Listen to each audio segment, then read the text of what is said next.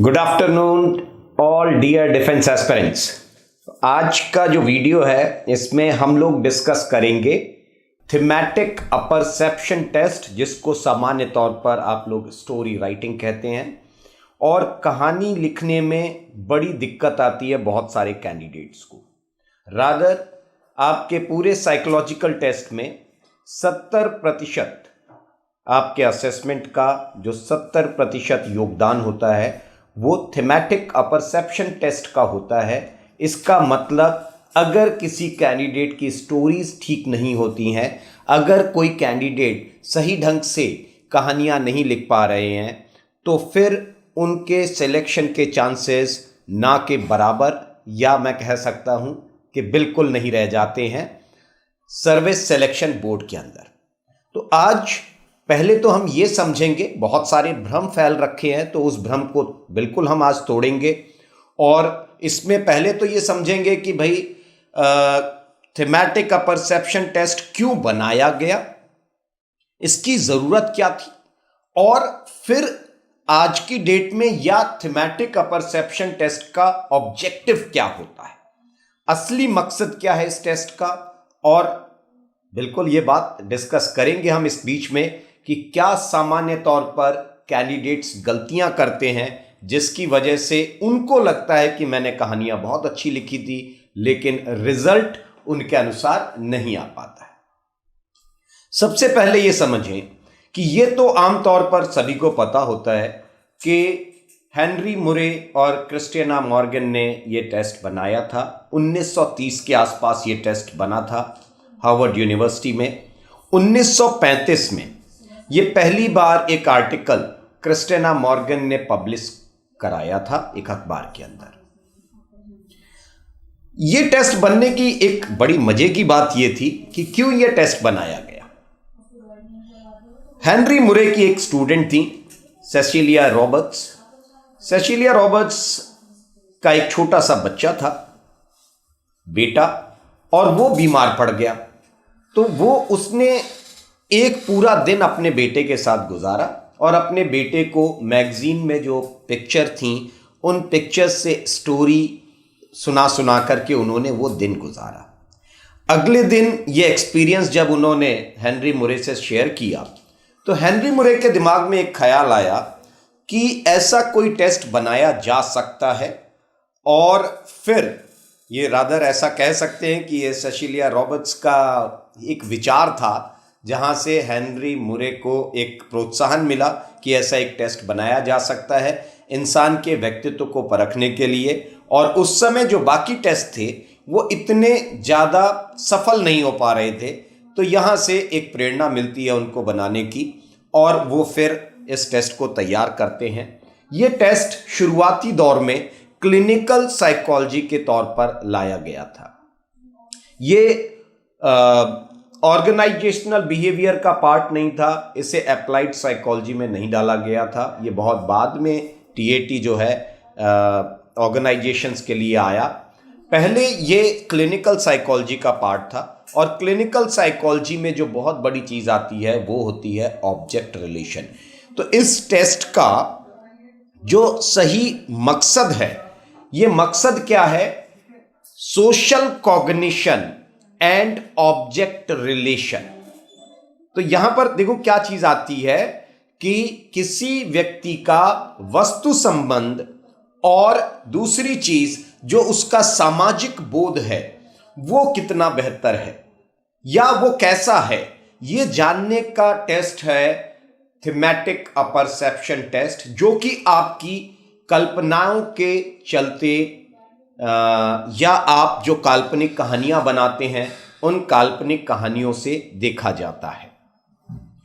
इससे किसी व्यक्ति की फीलिंग्स या अंडरलाइंग मोटिव्स, जो उनके मकसद हैं, नीड्स या फिर कंसर्न्स, और वो व्यक्ति बाहरी दुनिया को, सामाजिक दुनिया को किस तरीके से देखता है, ये सारी चीजें जानने में मदद करता है ये टेस्ट।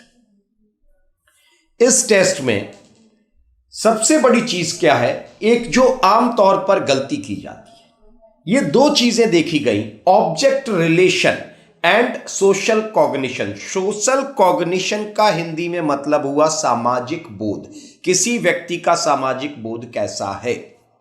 और ऑब्जेक्ट रिलेशन का हिंदी मतलब होता है वस्तु संबंध, मतलब वो कैसे चीजों से जुड़ा रहता है, कैसे वो रिलेट करता है। और जब ऑब्जेक्ट रिलेशन की बात आती है तो वहां पर अब ऑब्जेक्ट रिलेशन को थोड़ा सा और गहराई से समझते हैं कि कई सारी ऐसी स्लाइड होती हैं जहां पर आप सिर्फ व्यक्ति के रिलेशन को देखते हैं। वो स्लाइड्स जो आमतौर पर किसी व्यक्ति के दूसरे व्यक्ति से रिलेशन दिखाने की कोशिश करते हैं। जैसे बहुत साधारण सा सीन होता है, एक महिला जो बीमार है और एक छोटा बच्चा उनके बगल में खड़ा है, वो मां लेटी हुई है उनकी, तो ये मां और बेटे का एक संबंध या ग्रैंडमदर और ग्रैंडसन का संबंध, किसी ना किसी तरीके से उसका एक रिलेशन है उसके साथ। अगर किसी की डेड बॉडी रखी है और उस डेड बॉडी के पास में कोई बैठ करके रो रहा है, तो वो इसलिए रो रहा है क्योंकि उसका कोई संबंध है उसके साथ। एक छोटा बच्चा सोफा पे बैठा है, एक व्यक्ति उसको देख रहा है, घर के अंदर सूट पहना हुआ है, वो उनसे कुछ बात कर रहे हैं शायद। तो इस तरीके के जब सीन दिखाते हैं तो ये पिता और पुत्र का एक संबंध, तो दोनों के बीच में एक संबंध स्थापित हो रहा है। वो संबंध कौन सा संबंध है और कैसे आप उस संबंध को देखते हैं, ये है आपका ऑब्जेक्ट रिलेशन। जबकि बहुत सारे ऐसे सीन होते हैं जो कि समाज से रिलेटेड, जैसे एग्रीकल्चर के कुछ सीन दिखाए जाते हैं, एक्सीडेंट का सीन दिखाया जाता है, किसी बिल्डिंग में आग लगी है, लोग खड़े होकर के चिल्ला रहे हैं, ऐसे जब सीन दिखाए जाते हैं तो ये है आपका सोशल कॉग्निशन यानी कि सामाजिक बोध।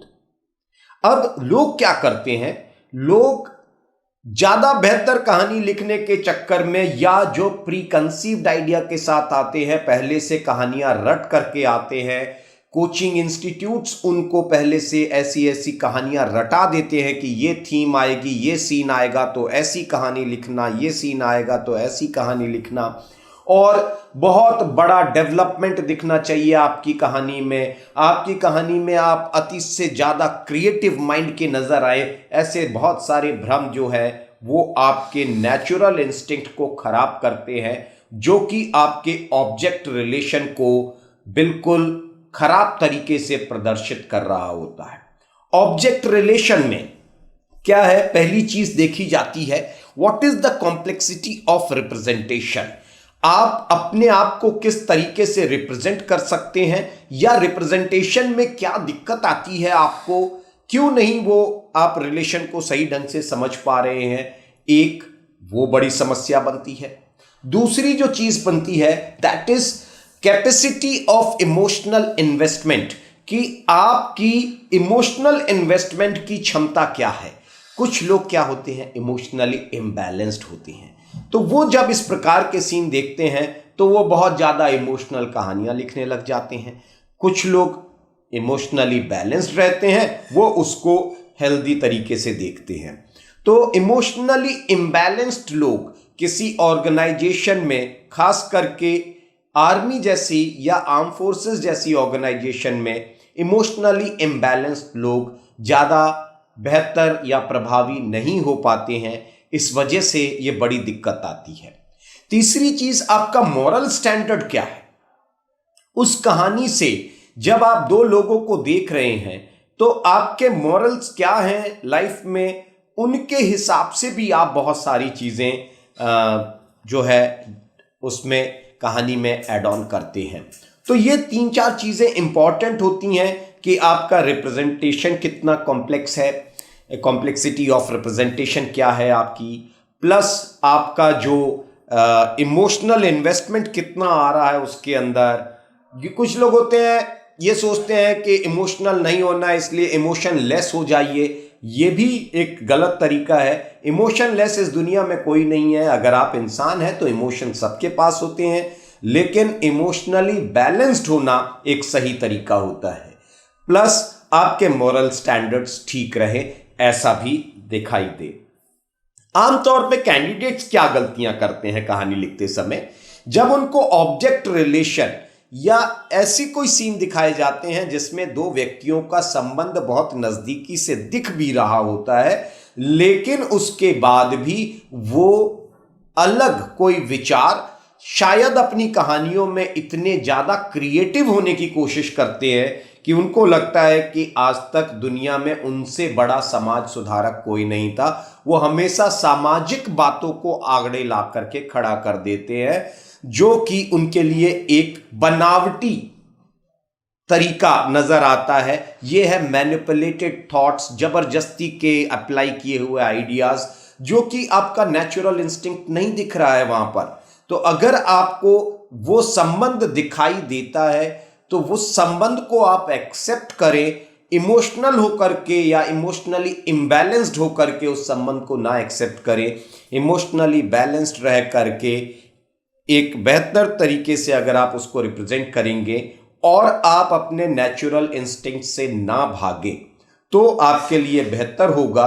क्योंकि बहुत बार कैंडिडेट्स क्या करते हैं, जो पिक्चर दिखाई गई है उस पिक्चर के आधार पर कहानी नहीं बनाते हैं, अपनी कहानी के आधार पर उस पिक्चर को देखना शुरू करते हैं। तो वो कहानी उनके दिमाग में पहले से कहीं प्रीफीडेड होती है और वो पिक्चर देखने के बाद उस पिक्चर को अपनी कहानी में एडजस्ट करने की कोशिश करते हैं।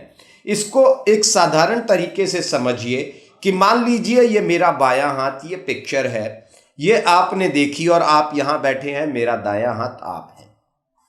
अब हुआ क्या कि ये आमतौर पर क्या होना चाहिए, मेरी जो स्टोरी है वो यहां से निकल करके यहां आनी चाहिए। तो स्टोरी इस डायरेक्शन में मूव करनी चाहिए थी, पिक्चर से स्टोरी आनी चाहिए थी, मगर मैंने पहले से इतना रट करके एक दिमाग में मटेरियल स्टॉक लगा रखा है, पहले से इतने विभिन्न प्रकार के आइडियाज बना करके बैठा हुआ हूं कि अब क्या होता है, पिक्चर जब आती है तो मेरी स्टोरी यहां से यहां जाने की मतलब मैं दूसरे डायरेक्शन में, मैं इस पिक्चर को अपने हिसाब से इधर से कहानी के अंदर फिक्स करने की कोशिश करता हूं। स्टोरी क्या हो रही है, इधर से इधर जा रही है, जबकि जानी कहां से थी, यहां से यहां जानी चाहिए थी।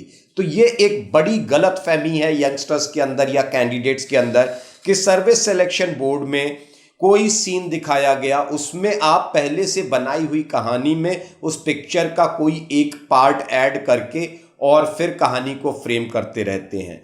बहुत सारे लोग उस पिक्चर को क्या करते हैं, जब देखते हैं तो उसमें न्यूट्रल रह करके देखते हैं, मतलब वो उस पिक्चर को ही डिस्क्राइब करने में रह गए, उसके पीछे की इमेजिनेशंस को उन्होंने नहीं जोड़ा। जबकि थीमेटिक का परसेप्शन टेस्ट का जो सही मूल्य है वो आपके लिखने वाले समय में नहीं है। थीमेटिक अपरसेप्शन टेस्ट की जो मेन वैल्यू है वो पहले 30 सेकंड में है। किसी भी एस्पिरेंट को जब वो पिक्चर दिखाई जा रही है तो पहले 30 सेकंड के अंदर आपको अपनी कहानी बुन लेनी चाहिए, मतलब उसको देखते देखते इंटरप्रेट करें, ना कि वो पिक्चर जब चली जाए और फिर स्टोरी लिखते हुए रिकॉल करके आप इंटरप्रेट कर रहे हैं। That is time taking process, rather आपके दिमाग में विचार नहीं आएंगे उस समय तुरंत, और लिखते लिखते कहानी बनाने में एक जो बड़ी समस्या आएगी कि आपकी कहानी पूरी नहीं हो पाएगी, और जब 2, 4, 5 कहानियां आपकी आउटकम पर नहीं पहुंच रही हैं तो फिर आप ऑर्गेनाइज्ड नहीं हो, यह साफ तौर पर साइकोलॉजिस्ट को समझ में आ जाता है।